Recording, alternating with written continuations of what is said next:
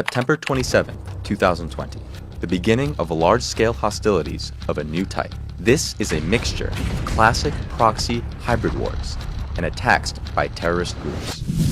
Azerbaijan's attack on Nagorno-Karabakh Republic and Armenia is just the visible part. Behind the facade are Turkey, Israel, terrorists from the Middle East. The theater of military operations is gradually shifting from Syria to the South Caucasus. The reason is not just the long-standing conflict between Armenians and Azerbaijanis over Karabakh, but geopolitical expansion of Turkey. An attempt to intervene on the territory of the two Armenian states is only the first step. Turkey and Azerbaijan pose a great threat to the security in the South Caucasus. They are activated in different directions of the front in order to crush our common fist. But they do not take into account the fact that military action for us is a matter of defending the fatherland and ensuring the physical safety of citizens. We will do our best to prevent their further advancement. The goal of Azerbaijan and Turkey is to solve the problem with the help of a lightning war, which implies full control over Artsakh. But the Armenian armed forces have been preparing for different scenarios for years and have created defensive models that allow us to act effectively under any threat.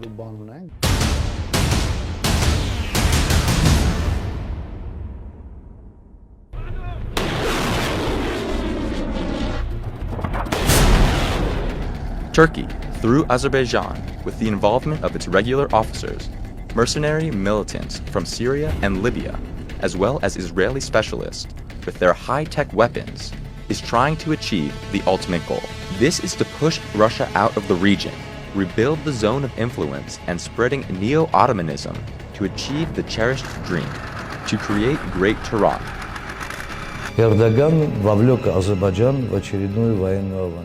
Erdogan has drawn Azerbaijan into another military adventure. He has very large neo-Ottoman appetites, from Libya to the borders of China. This is his idea to restore the Ottoman Empire and create a pan-Turanian sultanate up to the Uyghurs, so to speak. And this is his dream. This is his hope to take revenge from Russia. You remember, they fought 38 times, fought more than once in the Balkans. There were wars for the Crimea and especially wars for the Caucasus. Now, I think that Erdogan considered it a convenient moment. There are problems with Belarus, he has a certain weight already in Georgia, and he has already founded 2 military bases in Nakhichevan and on the Absheron Peninsula. It is just a very convenient moment to take a revengist step towards Russia, to knock Russia out of the South Caucasus and in general from the Caucasus. Artsakh, together with Armenia today, is the last frontier on the road to the collapse of the greater Middle East. The Armenian-Azerbaijani conflict is rapidly developing into a multilateral, multi-level confrontation. There are big changes in tactics. If in 2016 hostilities were preceded by sabotage wars, now before the outbreak of hostilities on the border, there was a relative calm for 2 years. This allowed Turkey and Azerbaijan to prepare their infrastructure and military forces well for the conduct of hostilities. The second difference is the intensity of the fire, the continuity of fierce battles. The third difference is striking civilians in populated areas, which is a war crime. In addition, if in 2016 Turkey helped Azerbaijan with weapons, training their military, now Turkey is directly developing military action plans, starting with recruiting fighters and ending with the management of different types of troops. From the very first hours of the war, Turkey did not hide its involvement. The political establishment and the diplomatic elite made a number of statements about unconditional and full support for Azerbaijan. I think Turkey's political statements are reckless and dangerous. France is extremely concerned about the bellicose comments that Turkey made, which essentially remove any inhibitions from Azerbaijan. That we will not allow. I say absolutely clearly to Armenia and the Armenian people, France will play its role, and we will be vigilant towards respect of families, people, and sovereignty. We do not accept any statements contributing to escalation. The Turkish foreign minister, disregarding diplomatic rhetoric, openly said that the peace negotiations have lost their meaning. Now we want to solve the problem at the root. The Turkish armed forces are directly involved in hostilities. Turkish President Erdogan dreams of rebuilding the Ottoman Empire. which destroyed its Armenian population during the First World War. 100 years later, Turkey returned to the South Caucasus to continue the Armenian genocide. With the help of Turkey, terrorists who have come from the Middle East to Nagorno-Karabakh are fighting on the side of Azerbaijan. How can someone suggest leaving the population of Nagorno-Karabakh defenseless in the face of terrorists and extremists? A truce can only be achieved if Turkey is forced to withdraw from the South Caucasus. I want to state clearly, we have information that indicates with certainty that fighters from jihadist groups have left the theater of military operations in Syria to join the armed operations in Karabakh. The fighters have transited through the Turkish city of Gaziantep.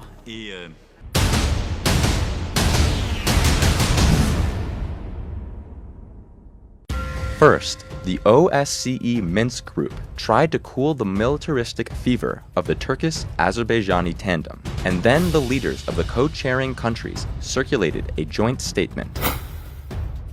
President of the Russian Federation Vladimir Putin, President of the United States of America Donald Trump, and President of the French Republic Emmanuel Macron, representing the OSCE Minsk Group co-chair countries, condemn in the strongest terms the escalation of violence on the line of contact in the Nagorno-Karabakh conflict zone.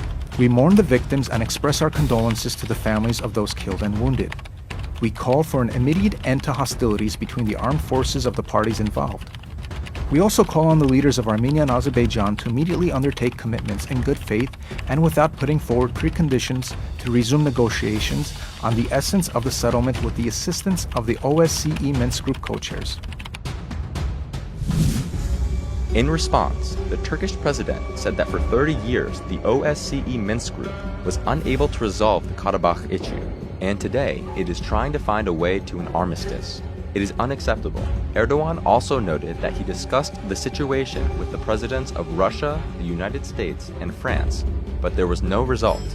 And if not, now is the time to achieve it. And Azerbaijan began to take steps. More than 20 US senators harshly condemned the Turkish aggression. I strongly condemn Azerbaijan's attack on Nagorno-Karabakh, whose aggressive actions are supported by Turkey. The Trump administration must stop assisting Azerbaijan. Turkey's aiding Azerbaijan, providing military assistance and provocative statements to Armenia, and to undermine the mediation efforts of the United States, which should contribute to the establishment of peace in the region.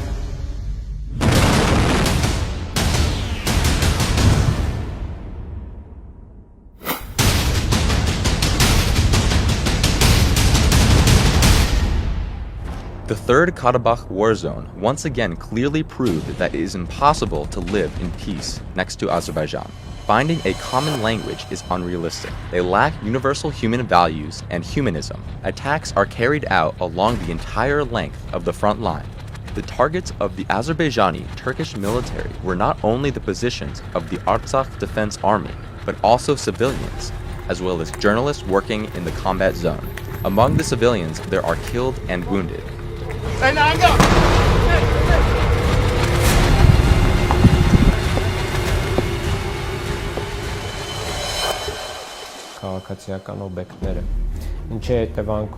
Azerbaijan quite intensively targeted the civilian population and civilian infrastructure. The strikes are being made on dozens of settlements, not only border ones, but also located deep in the rear, including cities and the capital Stepanakert. This means that they do it purposefully. This is a gross violation of the Geneva Conventions, violation of the rules of warfare, human rights to life, physical and psychological safety. In addition, for years, Azerbaijan has been pursuing a policy of hatred of Armenians. This is a manifestation of xenophobia, which is also a gross violation of international law.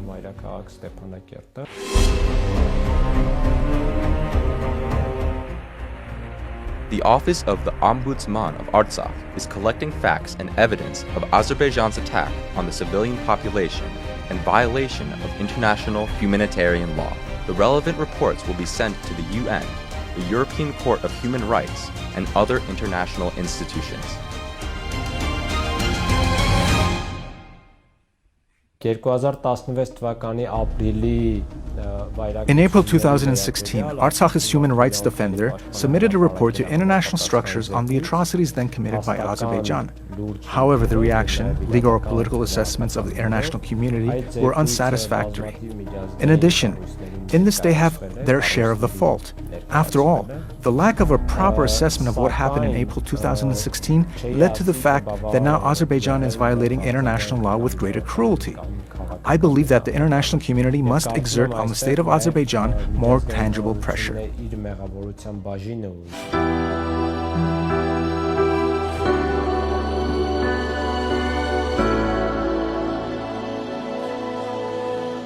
Anna Galstyan was in the last month of her pregnancy. They decided to name the boy after the legendary commander, Monte Melkonyan. The first son was born on the 4-day war in 2016.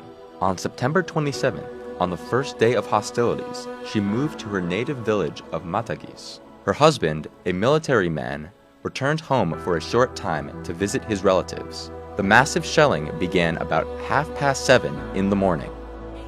We lay down on the floor, hiding under the bed, to somehow protect ourselves. Then we realized that the shelling was intensifying. We crawled out of the house, and at that moment, the shell hit the kitchen. On the street, the military ran up to us, helped us get to the shelter in the basement. The shelling stopped only after 3 hours. We got into the car, drove out of the village, and the shelling began again. The explosion rang out right in front of us. The car rolled over on its side. I lost consciousness and came to my senses already in the hospital. Then they told me that the child was born. Manushak Sarkisyan, who took birth, was herself wounded in the First Karabakh War. It happened during the battle. Then the woman served as a military doctor. After going through the war, she learned to calm people down psychologically. In communication, she shows maternal care, encourages, often smiles, and says warm words. Many mothers named their daughters after her. They called from the emergency service and informed that they had brought a pregnant woman with a shrapnel wound. Our director and I arrived there and performed an emergency cesarean section. Then the surgeons proceeded to the operation on Anna's hand. The only thing I wish for our people is to be strong, persistent, and live in peace.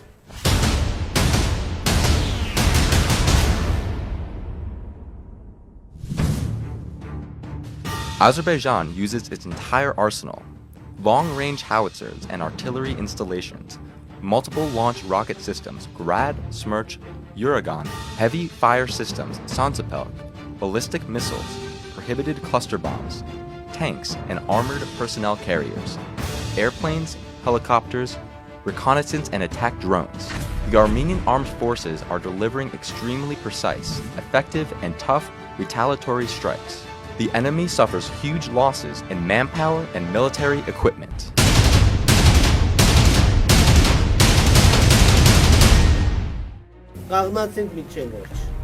We stand to the end. We will not ask for a truce. We must force the adversary into a truce.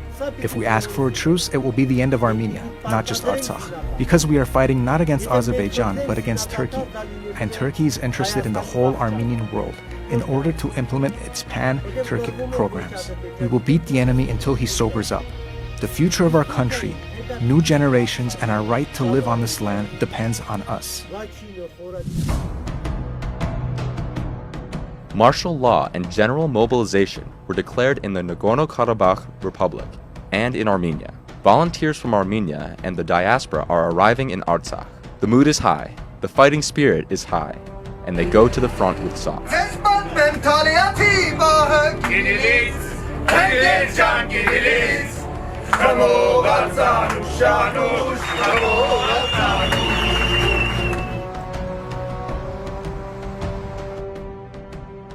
The streets of Stepanakert are not crowded. It is very rare to meet men in the city. Almost everyone is on the front lines. The rear provides the army uninterruptedly. Many enterprises have redesigned production for military needs. The working hours were also increased from early morning till late evening.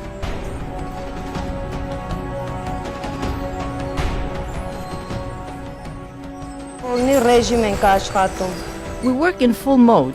Now we bake bread only for soldiers. There is no panic. We're working in an organized manner to provide our defenders with bread on time. My brother is also serving now. I constantly think about him and all our guys. I also often pray for them. In the churches of Artsakh, prayers are now only about one thing, that the Lord would save the Armenian people and give them strength for victory.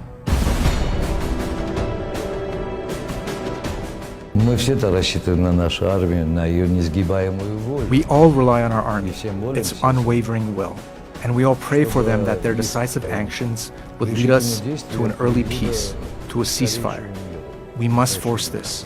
We need the unity of the people to make every effort to strengthen the army, which is the guarantor of our stability, independence, and peace in general. Максимум усилий, чтобы укрепить армию.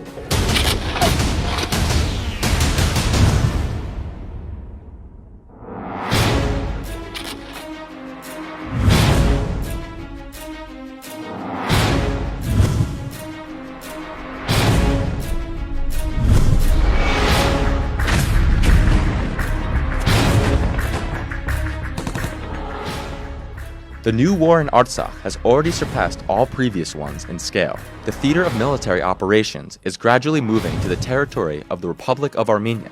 Azerbaijani and Turkish armed forces periodically inflict missile and airstrikes in different regions of Armenia. 2016 թվականի ապրիլյան մարտական գործողությունները The failure of Azerbaijan during the hostilities in April 2016 in Artsakh and in July 2020 in the Davush direction led to a significant change in the regional balance in favor of Armenia. And this is contrary to the interests of Turkey, whose priority is to expand its presence in our region.